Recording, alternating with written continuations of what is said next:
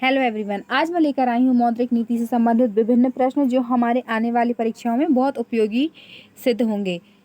MP में राज्य पात्रता परीक्षा का नोटिफिकेशन भी आ गया है और अभी एमपी में असिस्टेंट प्रोफेसर की वैकेंसी भी ओपन है। अगर जिसका भी सेट क्वालिफाई होता है तो वो इसका फॉर्म भर सकता है। तो इस दृष्टि से भी जो भी मैं प्रश्न पढ़ा रही हूँ वो आपके लिए काफ़ी उपयोगी सिद्ध हो जाएंगे, क्योंकि ये सारे प्रश्न कहीं ना कहीं विभिन्न परीक्षाओं में पूछे जा चुके हैं और आगे भी इनके पूछे जाने की संभावना है।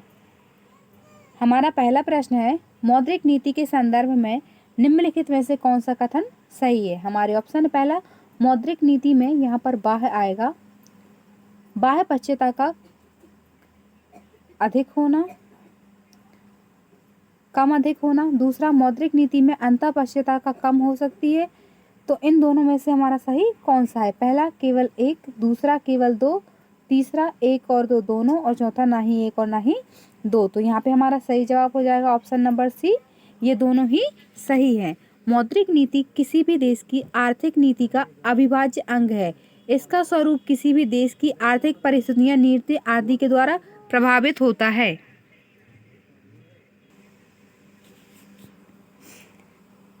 दूसरा प्रश्न है, बैंक दर के बारे में निम्नलिखित में से कौन सा सही है। पहला, बैंक दर साख नियंत्रण का एक प्रत्यक्ष उपकरण है। दूसरा, बैंक दर एक गुणात्मक उपक्रम है। तीसरा, बैंक दर वह न्यूनतम दर है जिस पर केंद्रीय बैंक सरकारी प्रतिभूति के बदले वित्तीय संस्थाओं को ऋण प्रदान करता है। चौथा है, केंद्रीय बैंक दर में वृद्धि दूसरे कारकों में स्थिर होते हैं। तो यहाँ पे हमारा सही जवाब हो जाएगा ऑप्शन नंबर ए, बैंक दर साख नियंत्रण का एक प्रत्यक्ष उपकरण है। साख की लागत को प्रभावित कर सकता है और इस प्रकार बैंकों की साख सृजन शक्ति को भी प्रभावित करता है। हमारा तीसरा प्रश्न है, मुद्रा आपूर्ति और नामिक चरों में परिवर्तन से वास्तविक चरों की स्वतंत्रता को निम्नलिखित में से क्या कहा जाता है। हमारे ऑप्शन है, पहला क्लासिकी द्विविभाजन, दूसरा किंग्सवादी द्विविभाजन, तीसरा मौद्रिक भ्रम, चौथा मौद्रिक गुणक। तो यहाँ पे हमारा सही जवाब हो जाएगा ऑप्शन नंबर ए, क्लासिकी द्विविभाजन। मुद्रा आपूर्ति और नामिक चरों में परिवर्तन से वास्तविक चरों की स्वतंत्रता को क्लासिकी द्विविभाजन कहा जाता है। द्विविभाजन का अर्थ होता है कि सापेक्ष कीमत स्तर को वस्तुओं की मांग तथा पूर्ति निर्धारित करती है और सापेक्ष कीमत स्तर को मुद्रा की मांग तथा पूर्ति निर्धारित करती है। ऐसे में समरूपता सिद्धांत की भांति इस मान्यता का अर्थ निकलता है कि अर्थव्यवस्था के मौद्रिक क्षेत्र पर कीमत स्तर का बिल्कुल कोई प्रभाव नहीं पड़ेगा और आगे कीमतों के स्तर का अर्थव्यवस्था के वास्तविक क्षेत्र पर कोई प्रभाव नहीं पड़ेगा। चौथा प्रश्न है, एक प्रतिबंधात्मक मौद्रिक राजकोषीय नीति का एक अच्छा रास्ता है। पहला, मांगजन्य स्फीति से निपटने का, दूसरा लागतजन्य स्फीति से निपटने का, तीसरा स्थिरता से निपटने का, और चौथा अर्थव्यवस्था के पूर्ण रोजगार से नीचे रहने की स्थिति में होने वाली किसी भी स्फीति से निपटने का। तो यहाँ पे हमारा सही जवाब हो जाएगा ऑप्शन नंबर डी, अर्थव्यवस्था के पूर्ण रोजगार से नीचे रहने की स्थिति में मौद्रिक नीति और राजकोषीय नीति एक अच्छा रास्ता है। बाह्य हस्तक्षेपक नीति द्वारा मौद्रिक अधिकारी आर्थिक क्रियाओं को सुचारू रूप से संपादित होने देता है तथा अर्थव्यवस्था में आर्थिक स्थिरता बनाए रखता है, उसे मौद्रिक नीति कहते हैं। सार्वजनिक व्यय, करारोपण, सार्वजनिक ऋण तथा हीनार्थ प्रबंध से संबंधित नीति को ही राजकोषीय नीति कहते हैं। प्रश्न नंबर 5वां है, बेसेल नामक संबंधित है। ऑप्शन है, पहला बैंकिंग क्षेत्र से, दूसरा यातायात क्षेत्र से, तीसरा विनिर्माण क्षेत्र से, और चौथा सेवा क्षेत्र से। तो यहाँ पे हमारा सही जवाब हो जाएगा ऑप्शन नंबर ए, बैंकिंग क्षेत्र से। बेसेल नामक एक अंतर्राष्ट्रीय मानक है जिसे वैश्विक स्तर पर बैंकिंग एवं वित्तीय संस्थाओं को अंतर्राष्ट्रीय स्वरूप देने के लिए शुरू किया गया था। 1980 में स्विट्जरलैंड के शहर बेसेल से शुरू किया गया था, इसलिए इसका नाम बेसेल नामक रखा गया। बेसेल फर्स्ट में 1980 के मुख्य रूप से बैंकों और वित्तीय जोखिम पर केंद्रित है। छठवां प्रश्न है, किस अर्थशास्त्री का विचार था कि बैंक दर में परिवर्तन ब्याज की अल्पकालीन दरों तथा कार्यशील पूंजी के माध्यम से अर्थव्यवस्था पर प्रभाव डालते हैं? पहला किंग्स, दूसरा डीकॉक, तीसरा हार्टे और चौथा इनमें से कोई नहीं। तो इस प्रश्न का हमारा सही जवाब हो जाएगा ऑप्शन नंबर सी, हार्ट्रे। हार्ट्रे का विचार था कि बैंक दर में परिवर्तन ब्याज की अल्पकालीन दरों तथा कार्यशील पूंजी के माध्यम से अर्थव्यवस्था पर प्रभाव डालेंगे। प्रश्न नंबर 7 है, किंगजियन अर्थशास्त्र में मौद्रिक नीति की संचरण प्रक्रिया होगी? पहला ब्याज दर के द्वारा, दूसरा प्रत्यक्ष खरीदारी द्वारा, तीसरा धन प्रवाह द्वारा और चौथा उपभोग द्वारा। तो इस प्रश्न का हमारा सही जवाब हो जाएगा ऑप्शन नंबर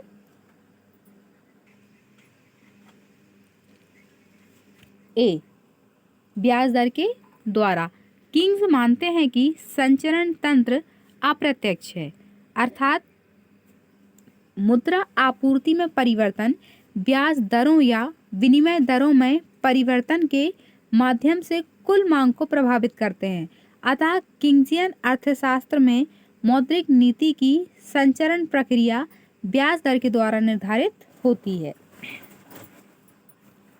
प्रश्न नंबर 8 है, निम्न में से कौन सा किसी विशिष्ट वस्तु या उद्योग के लिए साख को नियंत्रित करता है?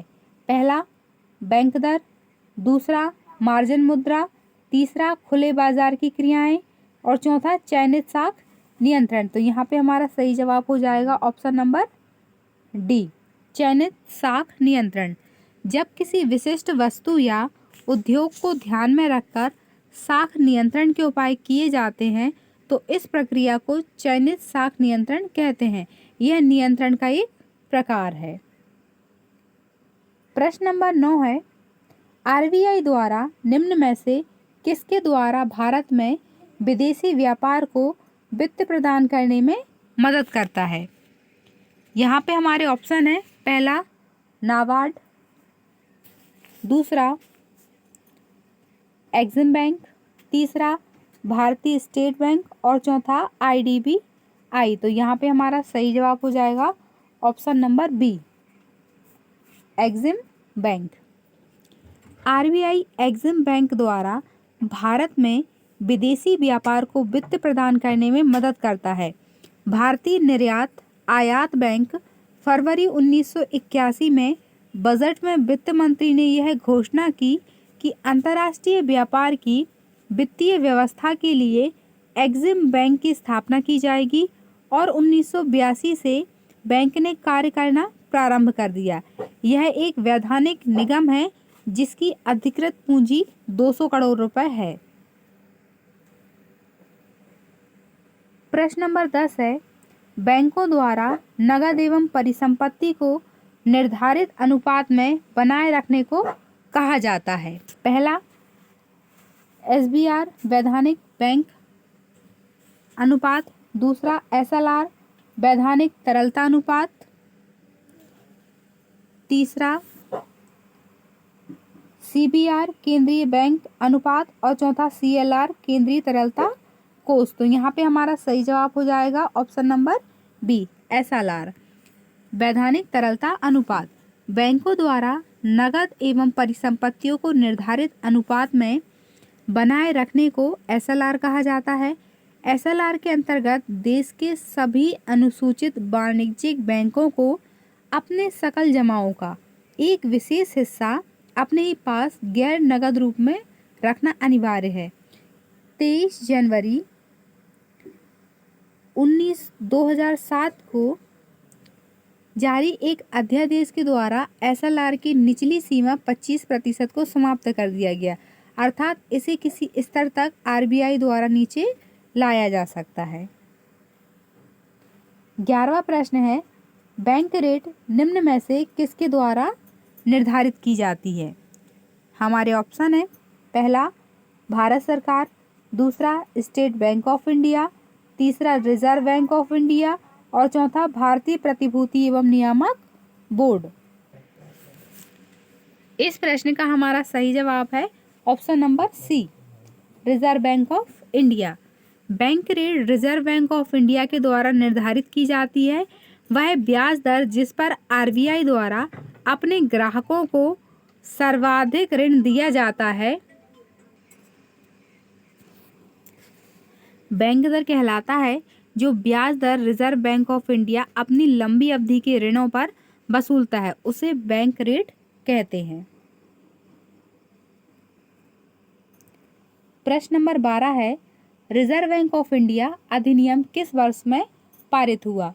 हमारे ऑप्शन है 1934 में, दूसरा 1935 में, तीसरा 1949 में और चौथा 1921 में। तो यहाँ पे हमारा सही जवाब हो जाएगा ऑप्शन नंबर ए, 1934 में।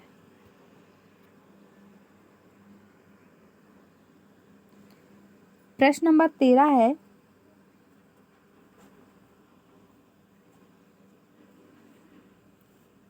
भारत के बैंकों को उनके जोखिमपूर्ण संपत्तियों एवं पूंजी के बीच एक निश्चित अनुपात अनुरक्षित करना है, जिसे कहते हैं पहला पूंजी पर्याप्त अनुपात, दूसरा विधिक तरलता अनुपात, तीसरा सामान्य बैंक रिजर्व और चौथा पूंजी से जोखिम भारीय पर्याप्त अनुपात। तो यहाँ पे हमारा सही जवाब हो जाएगा ऑप्शन नंबर डी, भारत के बैंकों को उनके जोखिमपूर्ण संपत्तियों एवं पूंजी के बीच एक निश्चित अनुपात अनुरक्षित करना है, जिसे पूंजी जोखिम भारीय पर्याप्त अनुपात कहते हैं या फिर CRAR।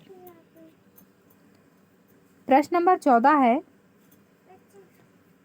आरबीआई मुद्रा आपूर्ति के 4 घटकों M1, M2, M3 और M4 की गणना की जाती है। निम्नलिखित में से कौन सा गलत युग्म है? तो हमारे ऑप्शन है यहाँ पे पहला M1 क्या कहलाती है? जनता के पास मुद्रा और उसके सिक्के, बैंक की मांग जिसमें निक्षेप बना है। हमें इस प्रश्न पर ध्यान देना है कि हमें एक गलत सेंटेंस दिया गया है, उसका चयन करना है। दूसरा है M2 M1 और डाकघर के निक्षेप से बनता है, ठीक, के निक्षेपों से बनता है। ऑप्शन नंबर सी है M1 M2 और M1 का योग शामिल है। तीसरा M4 में M3 मांग के साथ साथ डाकघर के समय निक्षेप शामिल होते हैं। तो यहाँ पे हमारा जो गलत सेंटेंस है वो हो जाएगा ऑप्शन नंबर सी। सी में क्या दिया है? M3 में M2 M1 का योग शामिल है, जबकि ऐसा नहीं है। रिजर्व बैंक ऑफ इंडिया ने पहली बार मुद्रा की पूर्ति की अवधारणा पर विचार करने के लिए वर्ष 1961 में प्रथम कार्यकारी समूह गठित किया, जिसने अपनी रिपोर्ट 1964 में दी, जिसमें उन्होंने 1967 से 68 तक आरबीआई द्वारा मुद्रा की पूर्ति का एक ही भाग M प्रकाशित किया था, जो M बराबर C plus D, D plus OD के रूप में था। प्रश्न नंबर 15 है, नर्सिंग कमेटी 1991 का गठन किया गया। ऑप्शन है पहला संवैधानिक सुधार के लिए, दूसरा वित्तीय सुधार के लिए, तीसरा कृषि मूल्य के निर्धारण के लिए और चौथा है संरचनात्मक सुधार के लिए। यहाँ पे हमारा सही जवाब हो जाएगा ऑप्शन नंबर बी, वित्तीय सुधार के लिए। नरसिम्हन समिति 1991 का गठन वित्तीय सुधारों के लिए किया गया था। समिति की प्रमुख सिफारिशें थीं वैधानिक तरलता अनुपात को अगले 5 वर्षों में 38.5% से कम करके 28% के स्तर पर लाना, ब्याज दर का निर्धारण ब्याज शक्तियों के द्वारा किया जाना चाहिए और विदेशी बैंकों को देश में प्रोत्साहित करना, बैंकों पर दोहरे नियंत्रण को समाप्त करना आदि इसकी लक्ष्य थे। प्रश्न नंबर 16 है, बाह्य प्रभाव वाणिज्यिक बैंक पर किस प्रकार का प्रभाव छोड़ते हैं? ऑप्शन है पहले बैंक की आरक्षित निधि को घटाते हैं। दूसरा, जमाओं में और वृद्धि करते हैं। तीसरा, साख सृजन में वृद्धि करते हैं। और चौथा, मांग जमा का सृजन करते हैं। तो यहाँ पे हमारा सही जवाब हो जाएगा ऑप्शन नंबर ए, बैंक की आरक्षित निधि को घटाते हैं। बाह्य प्रवाह वाणिज्यिक बैंकों की आरक्षित निधि को घटाते हैं। व्यापारिक बैंक एक वित्तीय संस्था है जो मुद्रा तथा साख में व्यापार करती है, जो न केवल मुद्रा को लोगों से जमा के रूप में स्वीकार करती है तथा आवश्यकता पड़ने पर उद्यमियों तथा साहसियों को उधार देती है, साथ ही ये साख का सृजन भी करती है। प्रश्न नंबर 17 है, जिस दर पर बैंक भारतीय रिजर्व बैंक को उधार देते हैं वह कहलाती है। पहला, बैंक दर। दूसरा, रेपो दर। तीसरा, विलोम रेपो दर। और चौथा, ब्याज दर। तो यहाँ पे हमारा सही जवाब हो जाएगा ऑप्शन नंबर सी, विलोम रेपो दर, जिसे हम रिवर्स रेपो रेट भी कहते हैं। जिस दर पर बैंक आरबीआई को उधार देते हैं वह विलोम रेपो दर कहलाती है। इसके अंतर्गत आरबीआई प्रतिभूतियों का विक्रय एक निश्चित अनुबंध के साथ करती है कि एक निश्चित समय पर पुनः वापस खरीद लेगी। इसे रिवर्स रेपो कहा जाता है। जिस दर पर यह अनुबंध होता है उसे रिवर्स रेपो रेट कहते हैं।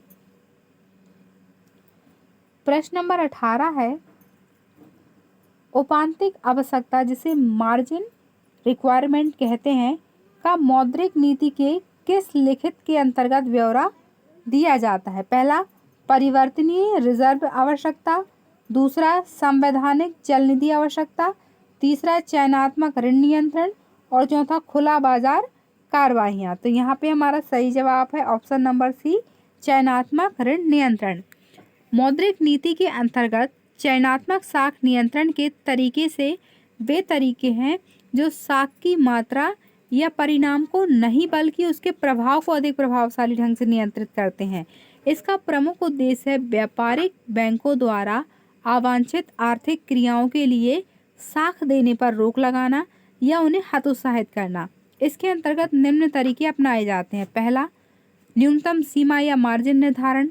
दूसरा, नैतिक दबाव। तीसरा, साख मापदंड का निर्धारण। और चौथा, साख स्वीकृतिकरण योजना। प्रश्न नंबर 19 है, भारत सरकार की समयबद्ध प्रतिभूतियों का सबसे बड़ा धारक है। पहला, भारतीय रिजर्व बैंक। दूसरा, भारतीय जीवन बीमा निगम। तीसरा, कर्मचारी भविष्य निधि। और चौथा, वाणिज्यिक बैंक। तो यहाँ पे हमारा सही जवाब हो जाएगा ऑप्शन नंबर डी, वाणिज्यिक बैंक। वाणिज्यिक बैंक वित्तीय संस्थाओं का एक प्रकार है जो ऐसी जमाओं को स्वीकार करने, व्यावसायिक ऋण बनाने और बुनियादी निवेश उत्पादों की पेशकश जैसे सेवाएं प्रदान करता है। वाणिज्यिक बैंकों की सामान्य भूमिका अर्थव्यवस्था और सामाजिक स्थिरता और अर्थव्यवस्था के टिकाऊ विकास को सुनिश्चित करना है। आम जनता और व्यापार के लिए वित्तीय सेवाएं प्रदान करता है। साख सृजन वाणिज्यिक बैंकों का सबसे महत्वपूर्ण कार्य है। वाणिज्यिक बैंक भारत सरकार की समयबद्ध प्रतिभूतियों का सबसे बड़ा धारक भी है। प्रश्न नंबर 20 है,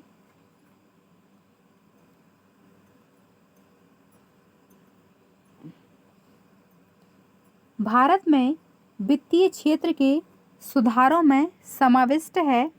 पहला, सीआरआर तथा एसएलआर को कम करना। दूसरा, बीमा क्षेत्र में निजी फर्मों का प्रवेश। तीसरा, ब्याज दर का विनियमन। और चौथा, उपरोक्त सभी। तो यहाँ पे हमारा सही जवाब हो जाएगा ऑप्शन नंबर डी, भारत में वित्तीय क्षेत्र के सुधारों में सभी कार्य किए जाते हैं। सीआरआर तथा एसएलआर को कम करती है, बीमा क्षेत्र में निजी फर्मों का प्रवेश करती है और ब्याज दर का विनियमन भी करती है। प्रश्न नंबर 21 है, सरकारी प्रतिभूतियों का संबंध होता है पहला प्रतिभूति बाजार से, दूसरा गिल्ट एज बाजार से, तीसरा पूंजी बाजार से और चौथा शेयर बाजार से। तो यहाँ पे हमारा सही जवाब हो जाएगा option number B, gilt edge बाजार से। गिल्ड एज बाजार के अंतर्गत क्रय विक्रय की जाने वाली प्रतिभूतियों का मूल्य स्थिर रहता है। भारतीय गिल्ड एज बाजार में प्रतिभूतियों का क्रय विक्रय आरबीआई के माध्यम से किया जाता है। इसे सरकारी प्रतिभूति बाजार भी कहते हैं क्योंकि बाजार में क्रय विक्रय की जाने वाली प्रतिभूतियां सरकारी तथा अर्ध सरकारी दोनों ही होती हैं। प्रश्न नंबर 22 है, निम्न में से किस एक स्थिति में एक देश को सस्ती मुद्रा नीति अपनानी चाहिए? हमारे ऑप्शन है पहला आर्थिक क्रियाओं एवं रोजगार का स्तर नीचा, दूसरा स्वर्ण के देश से बाहर जाने की संभावना है, तीसरा कीमत स्तर बढ़ रहा है और चौथा भुगतान संतुलन विपक्ष में है। तो यहाँ पे हमारा सही जवाब हो जाएगा ऑप्शन नंबर ए, आर्थिक क्रियाओं एवं रोजगार का स्तर जो है वह काफ़ी नीचा है और उस देश में सस्ती मुद्रा नीति अपनानी चाहिए। प्रश्न नंबर 23 है, बैंक दर में वृद्धि से सामान्यतः ऑप्शन है पहला ब्याज के दर में वृद्धि हो जाती है, दूसरा ब्याज की दर में गिरावट आ जाती है, तीसरा केवल बचत दर में वृद्धि होती है उधार दर में नहीं, और चौथा केवल उधार दर में वृद्धि होती है। तो यहाँ पे हमारा सही जवाब हो जाएगा ऑप्शन नंबर ए, ब्याज की दर में वृद्धि हो जाती है। बैंक दर में वृद्धि से सामान्यतः ब्याज की दर में भी वृद्धि हो जाती है।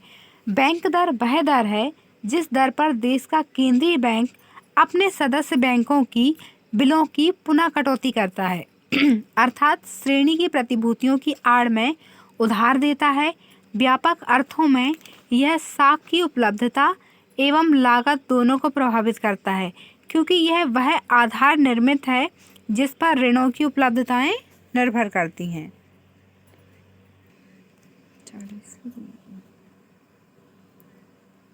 प्रश्न नंबर 24 है, वाणिज्यिक प्रपत्र भारत में सर्वप्रथम प्रारंभ किया था। ऑप्शन है पहला 1969 में, दूसरा 1979 में 1979 में, तीसरा 1989 में और चौथा 1999 में। तो यहाँ पे हमारा सही जवाब हो जाएगा ऑप्शन नंबर सी 1989 में। भारत में वाणिज्यिक प्रपत्र जिन्हें हम कमर्शियल पेपर भी कहते हैं सर्वप्रथम 1989 में शुरू किए गए थे। प्रश्न नंबर 25 है, भारत में मुद्रा पूर्ति के संबंध में तृतीय कार्यवाहक ग्रुप के अध्यक्ष थे। ऑप्शन है पहला ए वासुदेवन, दूसरा SLN सिन्हा, तीसरा ML घोष और चौथा YV रेड्डी। तो यहाँ पे हमारा सही जवाब हो जाएगा option number D YV Reddy.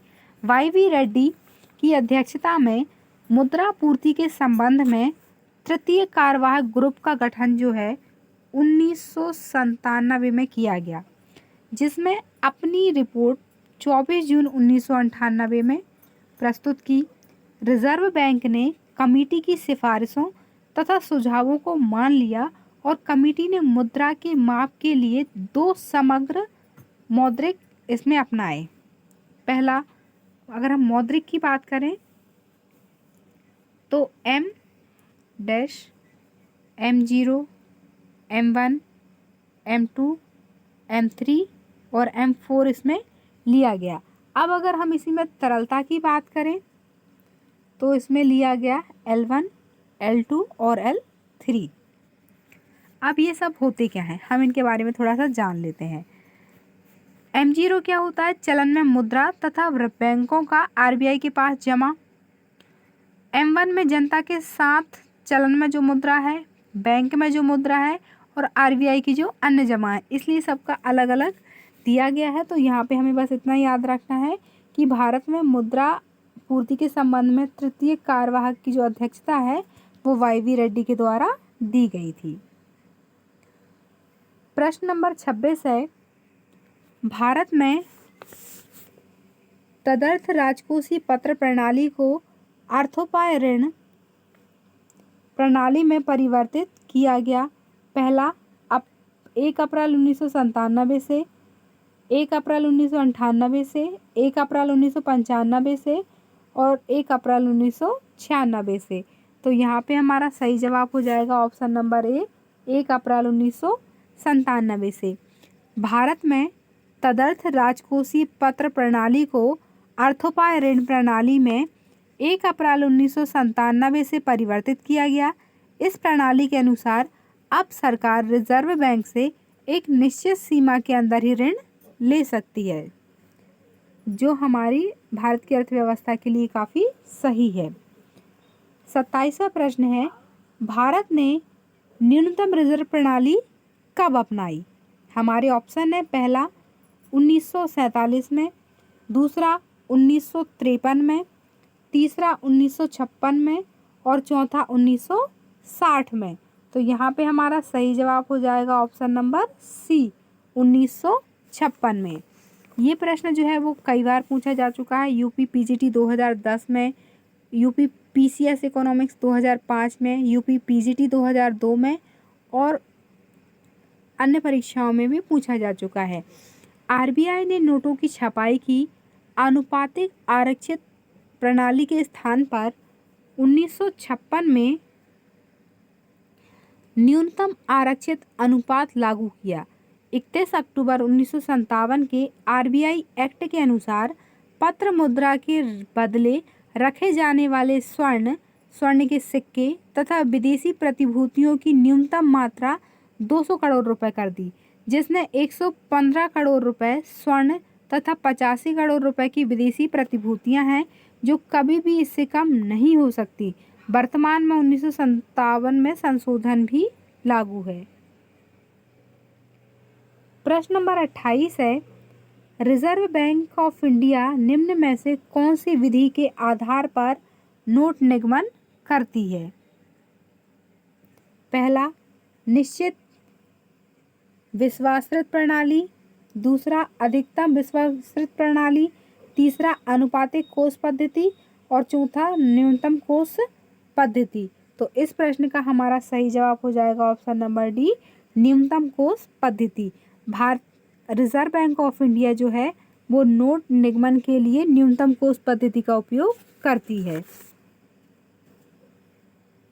प्रश्न नंबर 29 है, बैंक दर का अर्थ है ब्याज की दर वह है, पहला जो वाणिज्य बैंक सावधि जमाओं पर अदा करते हैं, दूसरा जो वाणिज्य बैंक सावधि जमाओं पर अदा करते हैं, तीसरा जो सरकारी प्रतिभूतियों पर दी जाती है और चौथा जिसे केंद्रीय बैंक दूसरे बैंकों से ऋणों पर वसूल करता है। तो यहाँ पे हमारा सही जवाब हो जाएगा ऑप्शन नंबर डी।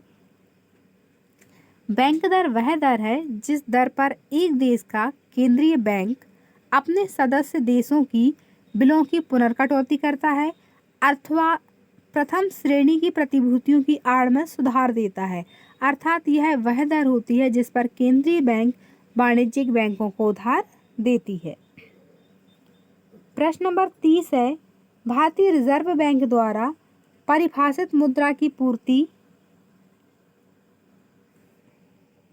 M1 में सम्मिलित है, पहला जनता के पास जमा, दूसरा जनता के पास करेंसी तथा बैंकों के पास मांग जमा,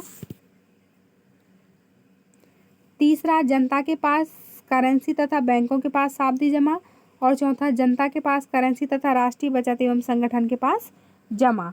तो यहाँ पे हमारा सही जवाब हो जाएगा ऑप्शन नंबर बी, जनता के पास करेंसी तथा बैंकों के पास मांग जमा। भारतीय रिजर्व बैंक द्वारा परिभाषित मुद्रा की M1 में सम्मिलित है जनता के पास करेंसी तथा उनकी मांग जमा। और यहाँ RBI की अन्य जमाओं का अर्थ है जो सरकार के बैंकों की जमा अलग से होती है। इसमें कुछ सुनिश्चित संस्थाएं हैं, विदेशी केंद्रीय बैंक, IMF, वर्ल्ड बैंक आदि की जमाएं भी शामिल होती हैं। यह कुल मुद्रा पूर्ति का एक छोटा हिस्सा है जिसे RBI में M1 संकीर्ण मुद्रा है। प्रश्न नंबर 31 है, वैधानिक तरलता अनुपात को कम करने पर निम्न में से क्या होगा? पहला, सरकार द्वारा बैंकों से पहले की अपेक्षा अधिक उधार ले सकेगी। दूसरा, सरकार वाणिज्यिक बैंकों को ज़्यादा प्रतिभूतियां बेच सकेगी। तीसरा, निम्न क्षेत्र पहले की अपेक्षा कम साख प्राप्त कर पाएगा। तीसरा, सरकार व्यापारिक बैंकों को पहले की अपेक्षा कम प्रतिभूतियां बेच पाएगी। तो यहाँ पे हमारा सही जवाब हो जाएगा ऑप्शन नंबर डी। सरकार द्वारा व्यापारिक बैंकों को पहले से कम प्रतिभूतियां बेच पाएगी। वैधानिक तरलता अनुपात को कम करने पर सरकार व्यापारिक बैंकों को पहले की अपेक्षा कम प्रतिभूतियां बेच पाएगी। RBI संशोधन 1962 के अनुसार व्यापारिक बैंकों को अपने पाक्षिक NDTL का एक निश्चित अनुपात सरकारी प्रतिभूतियों के रूप में अपने पास बनाए रखना होता है, जिसे SLR कहते हैं। RBI को यह अधिकार है कि वह SLR की अधिकतम सीमा 40% तक निर्धारित कर सकती है, लेकिन नवंबर 2008 से इसकी कोई न्यूनतम सीमा नहीं है, जो कि इससे पूर्व 25% थी। प्रश्न नंबर 32 है, भारतीय रिजर्व बैंक का राष्ट्रीयकरण हुआ? पहला 1965 में, दूसरा 1949 में, तीसरा 1951 में और चौथा 1956 में। तो इस प्रश्न का सही जवाब हो जाएगा ऑप्शन नंबर बी 1949 में। 1 अप्रैल 1935 को रिजर्व बैंक ऑफ इंडिया की स्थापना की गई। 1 जनवरी 1949 को RBI का राष्ट्रीयकरण कर दिया गया। RBI के प्रथम गवर्नर सर ऑसबॉर्न स्मिथ थे, जो वर्तमान में RBI के 25वें गवर्नर शक्तिकांत दास हैं।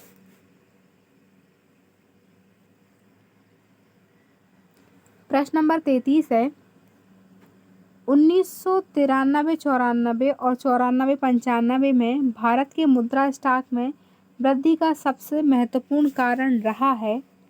पहला, सरकार को दिए गए शुद्ध बैंक ऋण। दूसरा, व्यापारिक क्षेत्र को दिए गए ऋण। तीसरा, बैंकों को प्राप्त शुद्ध विदेशी विनिमय। चौथा, सरकार द्वारा जनता को करेंसी की देयताएं। तो यहाँ पे हमारा सही जवाब है ऑप्शन नंबर सी, बैंकों को प्राप्त शुद्ध विदेशी विनिमय।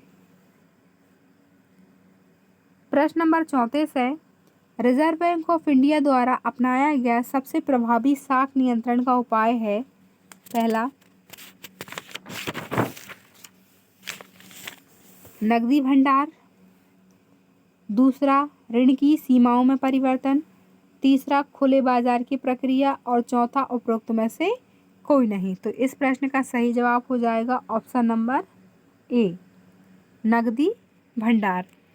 साख नियंत्रण से अभिप्राय देश में साख की मात्रा एवं दशा पर नियंत्रण से है। केंद्रीय बैंक के कार्यों में एक महत्वपूर्ण कार्य साख नियंत्रण करना होता है। साख नियंत्रण के परिमाणात्मक एवं गुणात्मक उपाय होते हैं। रिजर्व बैंक द्वारा अपनाया जाने वाला सबसे प्रभावी साख नियंत्रण उपाय नकद भंडार को आरक्षित करना होता है। प्रश्न नंबर 35 है, केंद्रीय बैंक का सर्वाधिक महत्वपूर्ण कार्य है? पहला, सरकार का एजेंट। दूसरा, नोट निगमन बैंक। तीसरा, साख नियंत्रण और चौथा, उपरोक्त सभी। तो इस प्रश्न का जवाब है ऑप्शन नंबर डी, उपरोक्त सभी। केंद्रीय बैंक पत्र मुद्रा का निगमन भी करता है, सरकार के बैंक के रूप में भी कार्य करता है, बैंकों के बैंक के रूप में कार्य करता है, साख नियंत्रण का कार्य भी उसके द्वारा किया जाता है। और केंद्रीय बैंक राष्ट्र की स्वर्ण निधि तथा विदेशी विनिमय कोषों के अभिरक्षक के रूप में भी कार्य करता है। और सबसे बड़ी बात है, केंद्रीय बैंक देश के आर्थिक विकास में भी महत्वपूर्ण भूमिका निभाता है।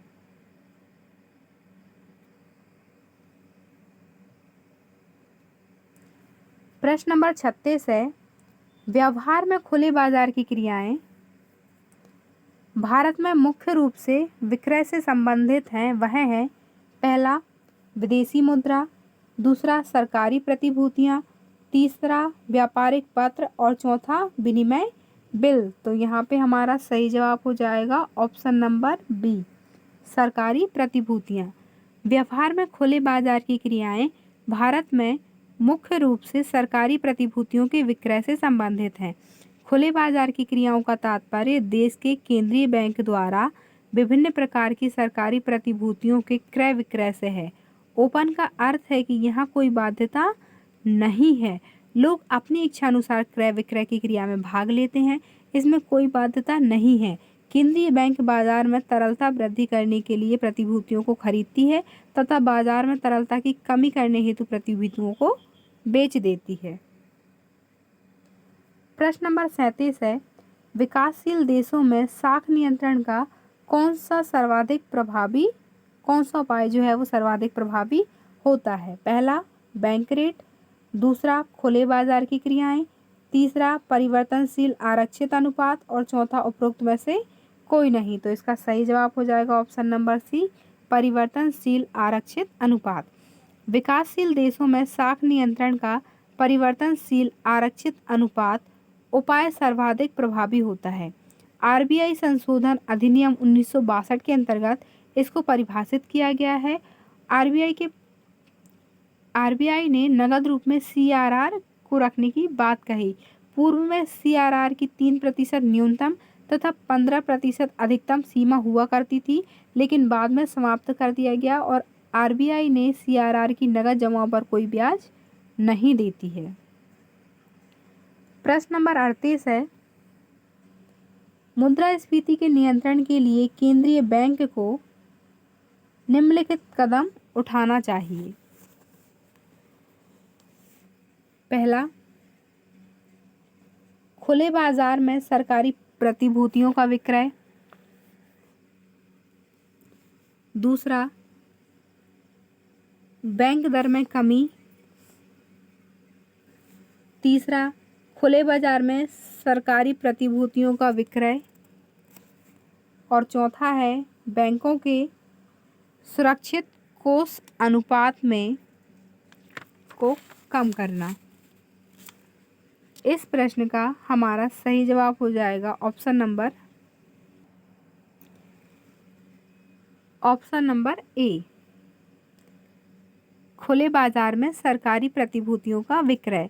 मुद्रास्फीति के नियंत्रण के लिए केंद्रीय बैंक दर में वृद्धि, नगद आरक्षित कोष जिसे हम सीआरआर के नाम से भी जानते हैं में वृद्धि करती है, खुले बाजार में सरकारी प्रतिभूतियों का विक्रय आदि कदम उठाती है ताकि अर्थव्यवस्था से अतिरिक्त तरलता को अवशोषित किया जा सके। प्रश्न नंबर 39 है, केंद्रीय सरकार के लिए भारतीय रिजर्व बैंक की निवल साख में वृद्धि दर्शाता है। ऑप्शन है पहला मौद्रीकृत घाटा, दूसरा राजकोषीय घाटा, तीसरा राजस्व घाटा और चौथा बजट घाटा। तो यहाँ पे हमारा सही जवाब है ऑप्शन नंबर ए, मौद्रीकृत घाटा। घाटे की वह राशि जिसकी वित्तीय व्यवस्था नोट निगमन के द्वारा हो उसे मौद्रीकरण कहते हैं और इस घाटे को मौद्रिक घाटा कहते हैं। सूत्र रूप में मौद्रिक घाटा बराबर बजटरी घाटा प्लस सार्वजनिक ऋण के संबंध में आरबीआई का योगदान। प्रश्न नंबर 40, खुले बाजार की कार्यवाही का प्रयोग प्रमुख रूप से किया जाता है। पहला, एक राजकीय युक्ति के रूप में जो कि सरकारी उधार राशि की सहायता करता है। दूसरा, मौद्रिक युक्ति के रूप में जो प्रचलन में मुद्रा की मात्रा तथा व्यापारिक बैंकों के नगद कोष को नियंत्रित करता है। तीसरा, एक युक्ति के रूप में जो व्यापार में असाधारण प्रवृत्तियों को संकुचित करता है। और चौथा, एक यंत्र के रूप में जो भुगतान संतुलन की स्थिति को प्रभावित करता है। यहाँ पे हमारा सही जवाब है ऑप्शन नंबर बी कि खुले बाजार की क्रियाओं की अंतर्गत रिजर्व बैंक अर्थव्यवस्था में मुद्रा की पूर्ति को नियंत्रित करने के लिए जनता तथा बैंकों से अपनी सरकारी प्रतिभूतियों का क्रय विक्रय करता है।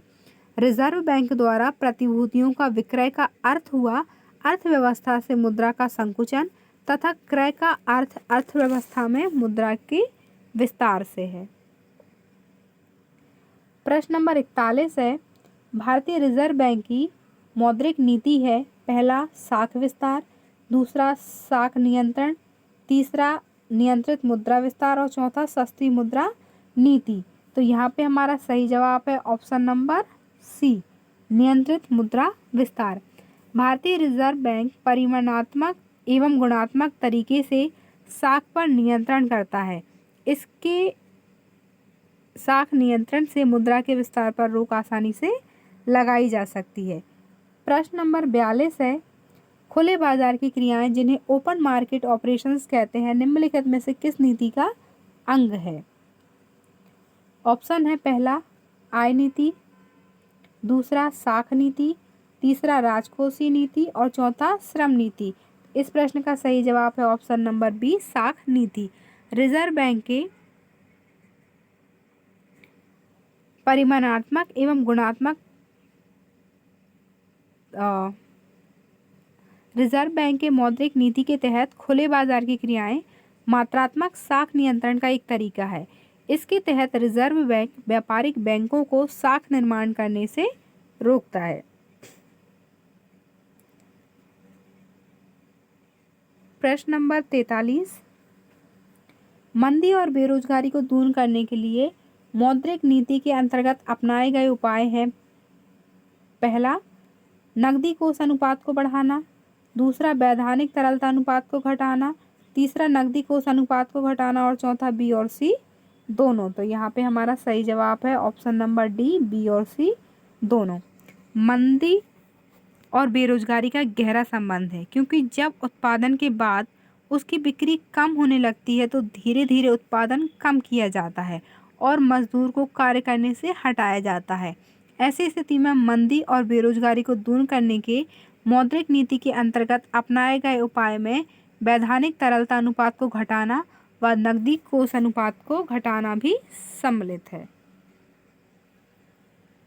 प्रश्न नंबर 44 है, अन्य चीज़ें स्थिर रहने पर बैंक दर में वृद्धि का तात्पर्य है। पहला, आयात प्रोत्साहन, दूसरा निर्यात प्रोत्साहन, तीसरा विदेशी पूंजी आकर्षण है, तीसरा निजी निवेश में कमी है, चौथा मतलब इस प्रश्न का सही जवाब है ऑप्शन नंबर डी, निजी निवेश में कमी। अन्य चीज़ें स्थिर रहने पर बैंक दर में वृद्धि का तात्पर्य निजी निवेश में कमी है। बैंक दर ऊंची होने पर निवेशक निवेश लागत में वृद्धि होने के कारण निवेश नहीं करते हैं। प्रश्न नंबर 45 है, 12 सितंबर 2013 को नियुक्त उर्जित आर पटेल समिति से सशक्त बनाने के लिए सुझाव देने को कहा गया था। पहला, भारत में राजकोषीय नीति ढांचे, दूसरा भारत में मुद्रा नीति, तीसरा भारत में बैंकिंग क्षेत्र और चौथा बीमा क्षेत्र। सही जवाब है ऑप्शन नंबर बी, भारत में मुद्रा नीति ढांचे। 12 सितंबर 2013 को नियुक्त उर्जित पटेल समिति से भारत में मुद्रा नीति ढांचे को सशक्त बनाने के लिए सुझाव देने को कहा गया था। प्रश्न नंबर 46 है, मौद्रिक नीति कौन बनाता है? ऑप्शन है पहला सेबी, दूसरा रिजर्व बैंक, तीसरा वित्त मंत्रालय और चौथा योजना आयोग। तो हमारा सही जवाब हो जाएगा option number B, reserve bank, भारतीय रिजर्व बैंक। आरबीआई भारतीय अर्थव्यवस्था में 3 महत्वपूर्ण रूपों में भूमिका निभाता है। पहला, देश के केंद्रीय बैंक के रूप में, दूसरा मौद्रिक तथा बैंकिंग संरचना की सर्वोच्च संस्था तथा इसके अभिरक्षक के रूप में और तीसरा देश के औद्योगिक तथा कृषि विकास के साझेदार के रूप में। प्रश्न नंबर 47 है, साख एवं विनियोग नियंत्रण हेतु केंद्रीय बैंक को करनी चाहिए। पहला, नगद आरक्षित अनुपात में बढ़ोतरी और बैंक दर में बढ़ोतरी। दूसरा, नगद आरक्षित अनुपात में बढ़ोतरी और बैंक दर में कमी। तीसरा, नगद आरक्षित अनुपात में कमी और बैंक दर में कमी। चौथा, नगद आरक्षित अनुपात में कमी और बैंक दर में बढ़ोतरी। तो यहाँ पे हमारा सही जवाब है ऑप्शन नंबर ए, नगद आरक्षित अनुपात में बढ़ोतरी और बैंक दर में बढ़ोतरी। रिजर्व बैंक अनुसूचित बैंकों को उसके संपूर्ण जमा देयता का 3 से 15% तक नगद रिजर्व बैंक के पास रखने के लिए बाध्य कर सकता है। सीआरआर की दर जितनी ऊंची होगी, बैंकों के पास प्राप्त जमा का उतना ही कम नगद से सुधार देने तथा साख सृजन के लिए होगा। उसी प्रकार जिस दर पर रिजर्व बैंक बिलों की पुनः कटौती करता है उसे बैंक दर कहते हैं। निजी ब्याज दर पर बैंक द्वारा साख सृजन अधिक प्रोत्साहित होगा या निवेश प्रोत्साहित होगा, जबकि ऊंची ब्याज दर पर बैंक द्वारा साख सृजन या निवेश हतोत्साहित होगा। प्रश्न नंबर 48 है, भारत में मुद्रास्फीति नियंत्रण हेतु रिजर्व बैंक में निम्नलिखित में से कौन सा उपाय अपनाया जाता है कि जिससे इसको कम किया जा सके। पहला, बैंक दर में परिवर्तन। दूसरा, खुले बाजार की क्रियाएं। तीसरा, नगद रिजर्व अनुपातों को बढ़ाना। चौथा, इनमें से सभी। इस प्रश्न का हमारा सही जवाब है ऑप्शन नंबर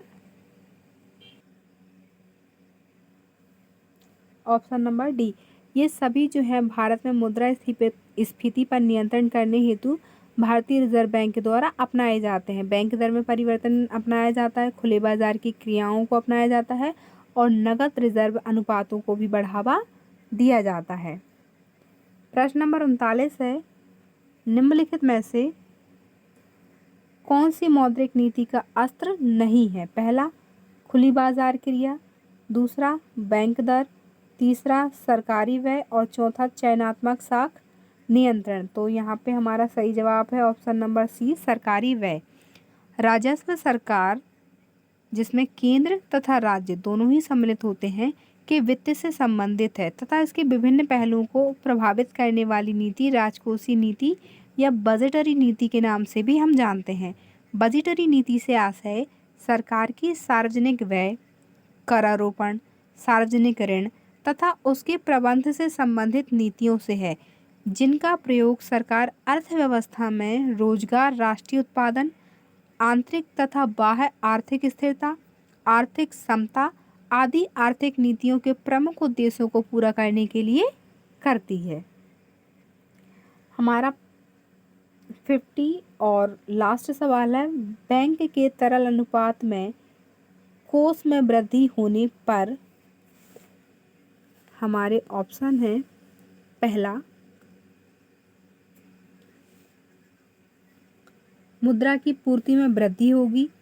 दूसरा, मुद्रा पूर्ति में कम हो जाएगी। तीसरा, मुद्रा की पूर्ति पर कोई प्रभाव नहीं पड़ता और चौथा, उपरोक्त में से कोई नहीं। तो हमारा सही जवाब हो जाएगा ऑप्शन नंबर बी, मुद्रा पूर्ति कम हो जाएगी। अगर बैंक तरल अनुपात कोष में वृद्धि करते हैं तो मुद्रा पूर्ति में कमी हो जाएगी। अगर आपको यह वीडियो अच्छी लगी है तो आप लाइक कीजिएगा, चैनल को सब्सक्राइब कीजिएगा और कमेंट करके बताइएगा कि आपको यह वीडियो कैसी लगी और ज़्यादा से ज़्यादा शेयर कीजिएगा, ताकि जितने भी स्टूडेंट प्रतियोगी परीक्षाओं की तैयारी कर रहे हैं और उनका सब्जेक्ट अर्थशास्त्र है तो वो बहुत सारी परीक्षाओं में पार्टिसिपेट कर सकते हैं। जैसे यूजीसी नेट अगर वो निकाल लेते हैं तो वो किसी भी स्टेट में असिस्टेंट प्रोफेसर बन सकते हैं। अगर आप स्कूल एजुकेशन में जाना चाहते हैं तो आप ग्रेड 1 के शिक्षक बन सकते हैं, सीटी कर सकते हैं। आपके पास बहुत सारे रास्ते खुल जाते हैं। तो अगर आप इस वीडियो को बहुत ध्यान से पढ़ते हैं तो ये आपके लिए काफ़ी बहु उपयोगी सिद्ध हो सकती है। Have a nice day.